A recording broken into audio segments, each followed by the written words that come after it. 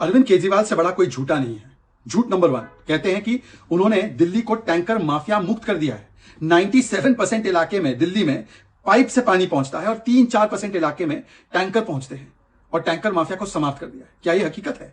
हमारी छोड़िए, आतिशी मार्लेना क्या बोलती है यही सुन लीजिए और फिर आप ही डिसाइड कीजिए कि केजरीवाल सच बोल रहे हैं या आतिशी मार्लेना जो कहती है कि टैंकर की व्यवस्था बढ़ानी पड़ रही है क्योंकि पानी की सप्लाई नहीं हो पा रही। दिल्ली के अंदर वाटर टैंकर्स चलते थे, टैंकर माफिया तो भी बहुत प्रेवलेंट कम है। मैं आपको एग्जाम जैसे पहले ऑलमोस्ट 50-60% दिल्ली का पानी टैंकर से जाता था जब मेरी सरकार बनी। आज 97% लोगों का पानी पाइपलाइन से जाता है। 3-4% एरिया अभी भी है जहां पे टैंकर जाता है, वहां भी पाइपलाइन जल्दी पड़ जाएंगे। But there is a very small, बहुत छोटा। अब टैंकर माफिया को हमने, ये सारा माफिया चुप थोड़ी बैठेगा। और भी बहुत बड़े बड़े माफिया थे जिसको हमने डिमोलिश किया। पे झूठ पे झूठ, शक्ल देखो कितनी भोली है लेकिन अंदर से लोमड़ी है। कि जो हमारे अंडरग्राउंड रिजर्वायर्स हैं उसमें बोरवेल्स का पानी जोड़ा जाए। टैंकर्स के भी ट्रिप्स अब एक दिन में 10,000 ट्रिप्स दिल्ली जल बोर्ड द्वारा टैंकर्स के किए जा रहे हैं। अब तकरीबन 10 MGD पानी दिल्ली जल बोर्ड टैंकर्स के माध्यम से लोगों को प्रोवाइड कर रही है। अभी हमने एक इमरजेंसी बैठक दिल्ली जल बोर्ड की करी थी। इसमें हमने दिल्ली जल बोर्ड को बोला है कि जहां जहां पर भी एक्स्ट्रा टैंकर्स की आवश्यकता है, जहां पर पानी के टैंकर नहीं पहुंच रहे हैं, वहां पर अगले 24 घंटे में एक नया असेसमेंट करेंगे और उस असेसमेंट के आधार पर और टैंकर्स की भी संख्या बढ़ाई जाए। क्योंकि अगर पानी का प्रोडक्शन जब तक नहीं बढ़ता है तब तक वाटर टैंकर्स ही एक माध्यम है जिनसे हम पानी को प्रोवाइड कर सकते हैं। नॉट जस्ट दिस, पानी के टैंकर्स अब हम जो फिक्स पॉइंट्स हैं पानी के टैंकर्स के, उनको भी हम बढ़ा रहे हैं क्योंकि पानी की कमी की वजह से नए ऐसे एरियाज डेवलप हो गए हैं जहां पे पानी की सप्लाई नहीं पहुंच रही है।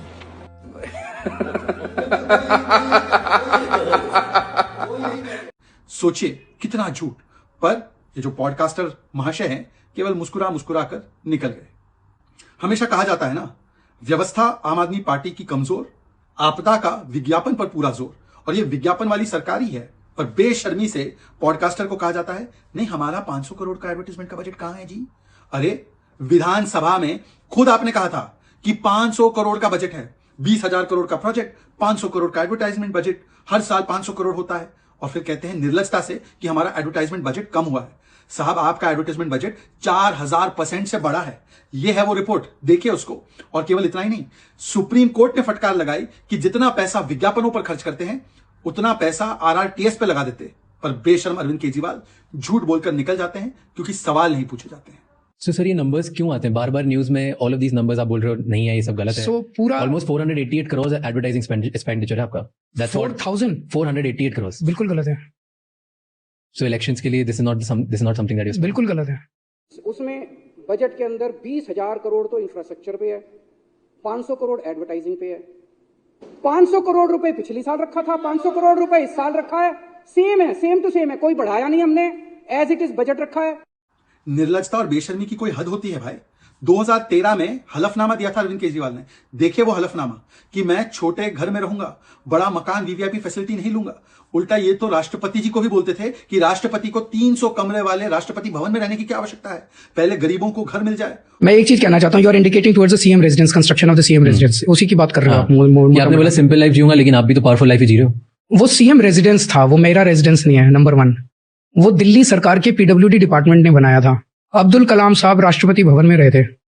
राष्ट्रपति भवन में कहते हैं 250 या 300 कमरे हैं। That does not change the fact that he was a simple man. ये इतने बड़े बड़े घरों में रहते हैं, क्यों रहते हैं? ये हमारे इतने गरीब देश का राष्ट्रपति, पता नहीं कितने बताते, 340 एकड़ का मकान है, कितने का उसका, इतना बड़ा मकान। दिल्ली की 40% आबादी झुग्गी झोपड़ी में रहती है। एक एक झुग्गी में 20-20 लोग रहते हैं। पैर फैलाने को जगह नहीं है, रात को सोते हैं तो पैर फैलाने को जगह नहीं। और एक आदमी 300 एकड़ के बंगले, उसको हम कह सकते हैं कि भैया बंगला खाली करो, थोड़ा आम लोगों को भी दे दो जगह। आप लोगों के इलाके से कोई आदमी जीता, वो आप लोगों के बीच में ही रहेगा, अपने मकान में रहता रहेगा, जहां रह रहा था वहीं रहेगा, उसको बड़ा बंगला नहीं रहेगा। और आज आप देखिए कि गरीबों के सपनों का महल नहीं बनवाया, वो तो मोदी जी बनवा रहे हैं, परंतु अपने लिए शीश महल बनवाया जिसमें कि करोड़ों रुपए खर्च किए गए। एकदम VVIP आलीशान शीश महल जिसमें करोड़ों के मार्बल, करोड़ों के पर्दे, automatic sliding doors, automatic sliding motor operated curtain, 64 lakh के टीवी, लाखों रुपए और करोड़ों रुपए इंटीरियर्स में खर्च किए गए, 63 लाख रुपए का किचन बनाया गया। इस प्रकार का अश्लील खर्च किया गया एक आदमी की सुख सुविधाओं के लिए। और ये कोई PWD ने नहीं किया है। PWD ने तो जो खर्च किया वो आपके आदेश पर किया था, और वो भी सारे नियम कायदे तोड़कर। CAG की रिपोर्ट आ चुकी है। CAG की रिपोर्ट टेबल क्यों नहीं होने देते अरविंद केजरीवाल जी? और यहां दिल्ली में कोई ऑफिशियल CM रेसिडेंस नहीं होता। जैसे कि कई स्टेट्स में सीएम रेसिडेंस तय होता है कि जो भी सीएम बनेगा वो इस रेसिडेंस में रहेगा। जो अरविंद केजरीवाल का घर था वो डेजिग्नेटेड सीएम रेसिडेंस नहीं था। और तो और बाकी सब छोड़िए, किसी सीएम ऑफिस में या सीएम के रेसिडेंस में पूरे देश में आपने कभी मिनी बार के बारे में सुना है? मिनी बार भी चला रहे थे और गोल्ड प्लेटेड टोटो टॉयलेट भी लगा रहे थे। ये दोनों चीजें और किसी के ऑफिशियल रेसिडेंस में नहीं मिलेगी, केवल निर्लज अरविंद केजरीवाल के रेसिडेंस में मिली, जो शीश महल बना और शीश महल के नाम से जाना गया। और यहां पर भी पॉडकास्टर महाशय चुप रह गए। अब ये तो सबसे हास्यास्पद है। अरविंद केजरीवाल कहते हैं मेरा favourite politician doctor Manmohan Singh थे, वो बहुत ही सीधे साधे व्यक्ति थे, बहुत ही ऑनेस्ट पॉलिटिशियन थे, बहुत ही नैतिकता के साथ काम करते थे। अरे अरविंद केजरीवाल, भूल गए आप डॉक्टर मनमोहन सिंह को लेकर क्या क्या बोलते थे? सुनिए, डॉक्टर मनमोहन सिंह को कहा था इन्होंने कि अंग्रेजों ने जितना नहीं लूटा उससे ज्यादा डॉक्टर सिंह ने लूटा और स्विस बैंक में मतलब खातों में वो पैसे जमा करवा दिए। सुनिए इस निर्लज व्यक्ति की बातें। आपको लगता है आपके अलावा और कोई पॉलिटिशियन है कंट्री में जिसकी नीयत बहुत साफ हो? डॉक्टर मनमोहन सिंह थे, बहुत अच्छे पॉलिटिशियन थे, बहुत ईमानदार थे। He was also highly misunderstood. Yes. लेकिन मुझे लगता है कि इन 10 सालों के अंदर डॉक्टर मनमोहन सिंह, राहुल गांधी और सोनिया गांधी की सरकार ने जितना घोटाला किया और जितने पैसे ये स्विस बैंकों में लेके गए वो शायद 200 साल में अंग्रेज भी नहीं ले जा सके। ये है अरविंद केजरीवाल। इनको देखकर तो हो सकता है गिरगिट भी शर्म कर जाए। इतना रंग तो कोई गिरगिट भी नहीं बदलता जितना अरविंद केजरीवाल बदले हैं डॉक्टर मनमोहन सिंह पर। अब बताइए अरविंद केजरीवाल जी, उस समय के अरविंद केजरीवाल डॉक्टर मनमोहन सिंह पर गलत थे या आज आप जो कह रहे हैं वो गलत कह रहे हैं? और आप भ्रष्टाचार की बात कर रहे हैं। लालू प्रसाद यादव के साथ आप गठबंधन में हैं और फिर भ्रष्टाचार के विरोध की बात करते हैं। लालू प्रसाद यादव 4 बार कन्विक्ट हुए हैं, 4 बार। दीक्षित से मेरा दूर दूर का कोई लेना देना नहीं है और बच्चों की कसम है, ना बीजेपी से गठबंधन करेंगे ना कांग्रेस से गठबंधन। आज अगर कांग्रेस का गठबंधन हो जाए, बीजेपी 7 सीटें हार जाएगी। हारेगी कि नहीं हारेगी? जमानत जब्त हो जाएगी। दोस्तों, उनको मना के थक गए। मुझे नहीं समझ आता कि उनके मन में क्या है। अब अरविंद केजरीवाल कहते हैं मैं क्या करूं जी, मेरी मजबूरी थी कि मैंने कांग्रेस से हाथ मिला दिया, क्योंकि कांग्रेस वाले हमें ललकार रहे थे 2013 में कि वादे पूरे कर दो।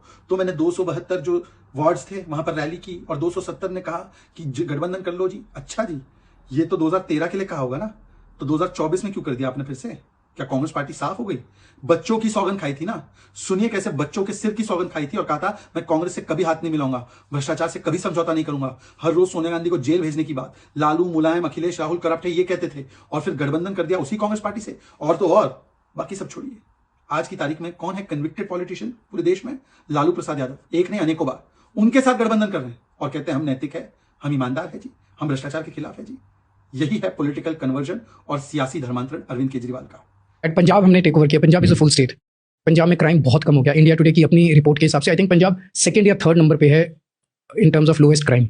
झूठ बोलना है तो इस महारत से बोलिए जिस प्रकार से अरविंद केजरीवाल बोलते हैं। पंजाब क्राइम रेट में सबसे कम पर है, 2nd या 3rd स्पॉट पर है। 2022 के आंकड़े कोट कर रहे हो, इंडिया टुडे की रिपोर्ट कोट कर रहे हो, तब तो आपकी सरकार जस्ट बनी ही थी।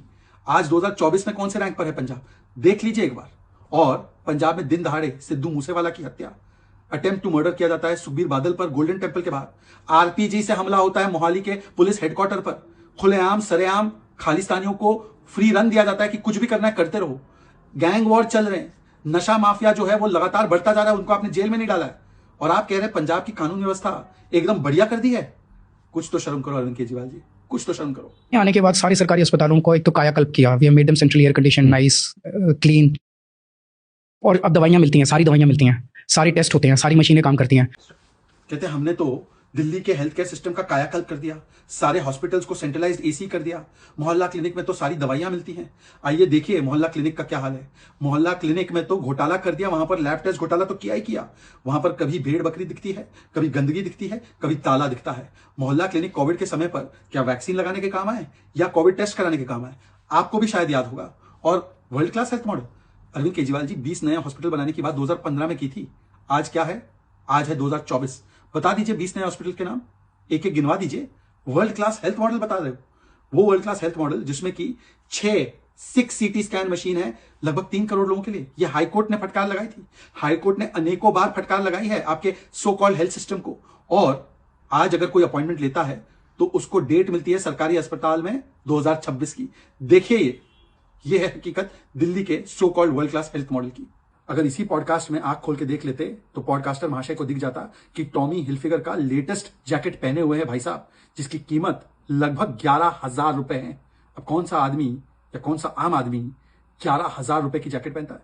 ये तो वही बात हो गई ना कि जेब में 5 रुपए की पेन लगानी है, लूज शर्ट पहनना है और फिर गोल्ड प्लेटेड टोटो टॉयलेट पर अपने आप को जो है रिलीव करवाना है और जैकेट पहननी है तो टॉमी हिलफिगर की जैकेट पहननी है।